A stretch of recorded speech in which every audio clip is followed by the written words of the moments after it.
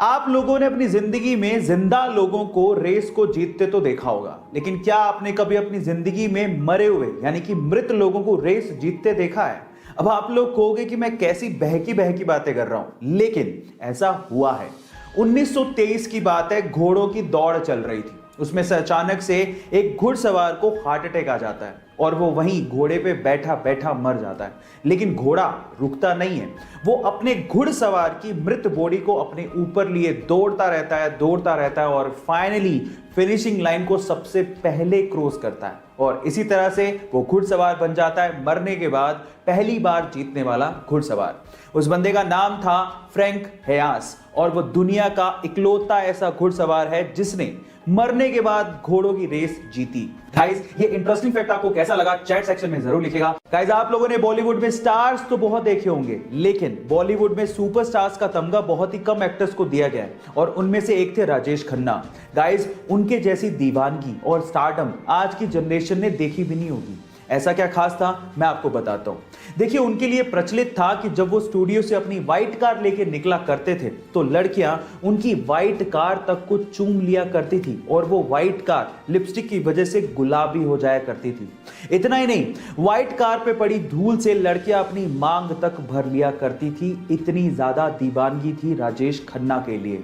Guys, ऐसे थोड़ी उन्हें सुपरस्टार का तमगा दे दिया गया। आपको राजेश खन्ना के बारे में सुन के कैसा लगा चैट सेक्शन में जरूर लिखिएगा। अगर आप किसी बेजुबान जानवर को बेवजह परेशान कर रहे हो, उसे बेवजह छेड़ रहे हो, तो एक छोटा सा जानवर भी आपके लिए घातक साबित हो सकता है। वो आपकी जान तक ले सकता है। लेकिन अगर आप इन्हें कुछ ना कहें और अपने काम से काम रखें तो एक खतरनाक जानवर भी आपको कुछ नहीं कहेगा। और इसी चीज को प्रूव करने के लिए इंडिया में एक बंदे ने अपने आप को 72 घंटों तक 72 खतरनाक सांपों के साथ बंद रखा और आप बिलीव करेंगे कि 72 घंटे बाद वो वहां से जिंदा वापस आया और एक वर्ल्ड रिकॉर्ड बनाया। वो सिर्फ ये प्रूव करना चाहता था कि अगर आप सांपों को कुछ ना कहें, ना ही उन्हें छेड़ें, तो वो आपको बेवजह काटते नहीं हैं। गाइस, आप इसे घर पे ट्राई मत करेगा। सिर्फ एक सिंपल सा मैसेज है कि आप जानवरों को जीने दें, इन बेजुबान जानवरों को कुछ ना कहें। 14 मार्च इतिहास का सबसे रहस्यमय डेट है। अब ऐसा क्यों?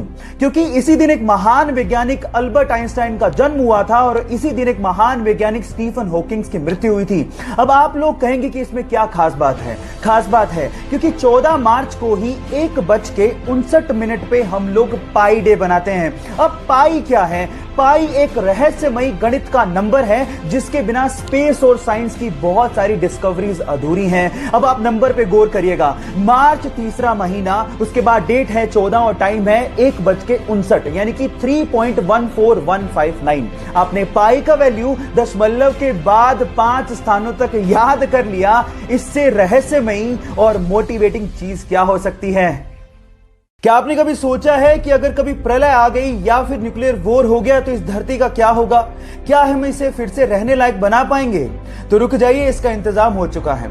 आर्कटिक महासागर के दूर दराज के एक द्वीप पर बहुत ही सुरक्षित तहखाना बनाया गया है और यह दुनिया का सबसे बड़ा बीज संग्रहालय भी है, जहां पर 25 करोड़ से ज्यादा फसलों और उसकी प्रजातियों को संग्रहित किया गया है। यह इतना सुरक्षित है कि अगर कोई आपदा आती है या फिर न्यूक्लियर वॉर होता है तो उस तहखाने को कुछ भी नहीं होगा और मानव जाति को फिर से फलने और फूलने का एक मौका मिल जाएगा। उस सबसे सुरक्षित संग्रहालय का नाम है स्वालबोर्ड सीड वोल्ट। सो गाइस, घबराने का नहीं, क्योंकि हमने अपनी इस प्यारी सी धरती को किसी भी आपदा से बचाने का काम शुरू कर दिया है। सुबह होते ही झोला लेके वो घर से बाहर निकल जाते हैं, पर अपने काम के लिए नहीं, बल्कि उस काम के लिए जिससे दूसरे की जान को बचाया जा सके। वो पेशे से डॉक्टर नहीं है, लेकिन जिसकी जान बच जाती है उसके लिए वो भगवान से कम भी नहीं है। सुबह होते ही झोला लेके वो गलियों में निकलते हैं और लोगों से अपील करते हैं कि उनके घर में अगर कोई अनयूज्ड मेडिसिन है तो उसे वो डोनेट कर दें।